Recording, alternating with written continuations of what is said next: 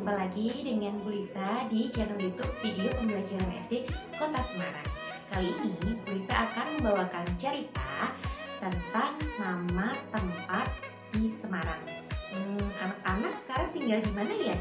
Ada yang tinggal di Semarang, ada yang tinggal di Surabaya, ada yang tinggal di Yogyakarta. Nah, nama-nama Semarang, Surabaya, Yogyakarta itu pasti ada asal-usulnya. Sama yang akan Bu Lisa sampaikan kali ini adalah asal-usul nama dari suatu tempat. Kita coba tebak ya, apa kira-kira cluenya. Yang pertama, nama tempat di daerah Semarang. Anak-anak ada yang tinggal di Gunung Pati, Gajah Mungkur, Genuk, Semarang Utara, Tembalang, Banyumanik. Nah, nama-nama itu tadi pasti dahulu ada asal-usulnya. Suatu tempat diberi nama itu pasti ada asal-usulnya. Nah, pada kesempatan ini Bu Lisa akan membahas, menceritakan tentang asal-usul nama daerah Tembalang. Kita simak dan perhatikan dengan seksama ya. Cerita yang akan Bu Lisa sampaikan berjudul Asal-usul Daerah Tembalang. Konon pada suatu hari Ki Ageng Pandanaran beserta abdi dalamnya melakukan perjalanan ke arah selatan. Ke arah selatan ini tidak semudah perjalanan yang mereka tempuh ketika mereka melakukan perjalanan ke arah barat.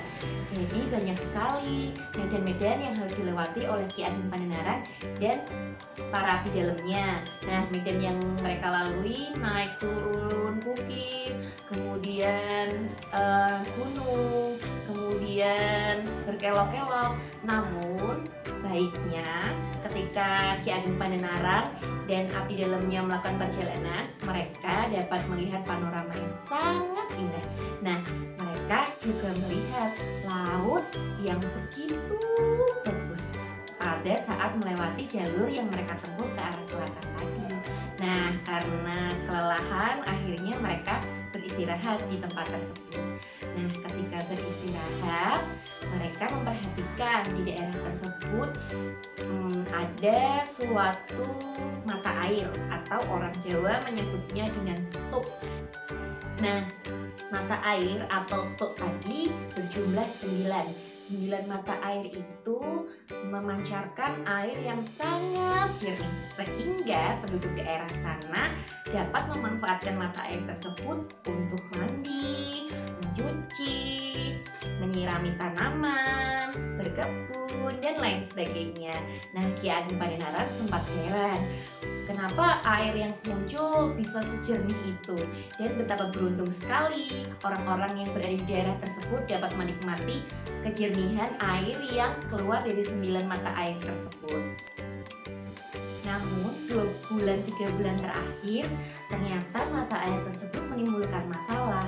Jadi mata air tersebut mengeluarkan air yang sangat banyak sehingga mata air tersebut menimbulkan genangan air yang sangat besar sampai menjadi sebuah danau pada daerah tersebut.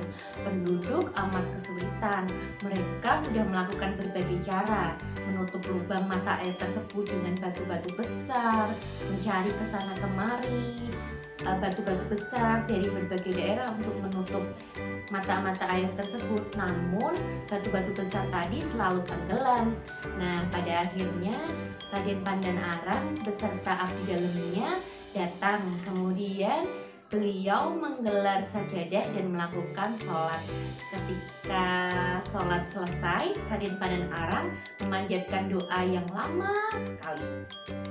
Setelah selesai berdoa, Raden Pandanaran kemudian berkata kepada penduduk, ketika aku dan abdi dalamku sudah pergi dari tempat ini, maka mata air tersebut akan tidak mengeluarkan airnya lagi.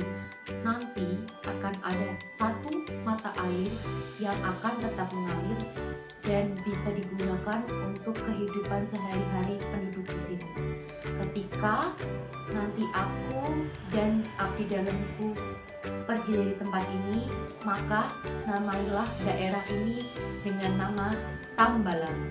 Nah, setelah berujar seperti itu, kemudian ada satu penduduk yang bertanya kepada Ki Ageng Pandanaran, artinya Tambalang itu apa Paduka? Kemudian Ki Ageng Pandanaran menjawab, artinya adalah tambal dan hilang. Bukankah sebelumnya para penduduk sudah menambal mata air itu namun hilang? Kemudian setelah Ki Ageng Pandanaran berkata seperti itu dan meninggalkan daerah tersebut, penduduk pun memberi nama daerah itu dengan nama Tambalang. Nah, lama-lama mata air tersebut hanya mengeluarkan sedikit demi sedikit. Kemudian lama-lama mata air itu hilang dan hanya tersisa satu mata air yang digunakan oleh penduduk untuk kegiatan sehari-hari. Nah, seiring berjalan waktu, kata Tambalang menjadi penyebutannya Tembalang. Hingga saat ini kita mengenal daerah Tembalang dengan nama Kecamatan Tembalang. Nah, anak-anak, setelah mendengar cerita tadi, hikmah yang dapat kita ambil dari cerita tadi adalah ketika kita menginginkan sesuatu, alangkah baiknya selain berusaha, kita juga harus barengi dengan berdoa.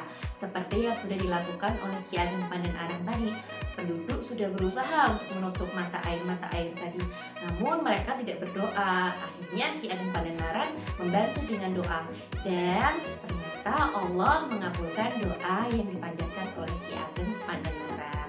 Nah, anak-anak juga seperti itu ya. Kalau menginginkan sesuatu, selain dengan usaha, juga harus dibarengi dengan berdoa.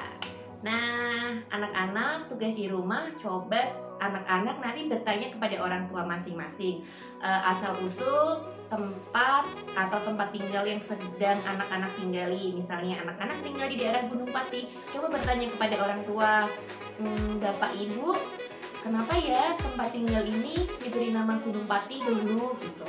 Atau bisa juga yang tinggal di Banyumanik, Bapak atau Ibu, kenapa ya kok diberi nama Banyumanik gitu ya, nanti ditanyakan kepada orang tua. Nah, cukup sekian yang dapat Bu Lisa sampaikan. Kurang lebihnya Bu Lisa mohon maaf.